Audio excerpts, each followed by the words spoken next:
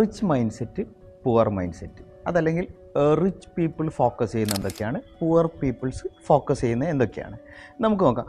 Rich people's എപ്പോഴും asset make ചെയ്യാൻ വേണ്ടിയിട്ടാണ്, അല്ലെങ്കിൽ അസറ്റ് ബിൽഡിംഗ് ആണ് അവരെന്ത് ചെയ്യുന്നത്, എപ്പോഴും ഫോക്കസ് ചെയ്യുന്നത്. ഒന്ന് പോസ് ചെയ്യാം.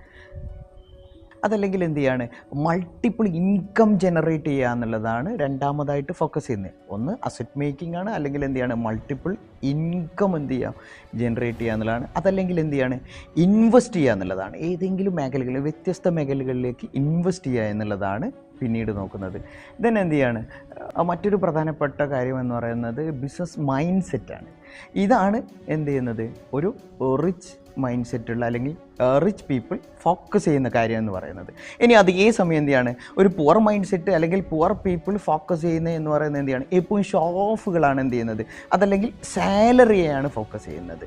അവരൊരിക്കലും എന്ത് ചെയ്യാൻ പോകുന്നില്ല, അവരുടെ സ്കിൽസ് ഒരിക്കലും എന്ത് ചെയ്യാൻ പോകുന്നില്ല, ഇമ്പ്രൂവ് ചെയ്യാൻ അല്ലെങ്കിൽ അപ്ഗ്രേഡ് ചെയ്യാൻ വേണ്ടിയിട്ടുള്ള കാര്യങ്ങളൊന്നും ചെയ്യുന്നില്ല. അപ്പോൾ നമ്മൾ നോക്കുക, നമ്മൾ എന്താണോ ചെയ്തുകൊണ്ടിരിക്കുന്നത്, നമ്മൾ ഏത് മൈൻഡ് സെറ്റാണോ ഉള്ളത്, റിച്ച് മൈൻഡ് സെറ്റാണോ പുവർ മൈൻഡ് സെറ്റാണോ, to keep rich mind set. Okay.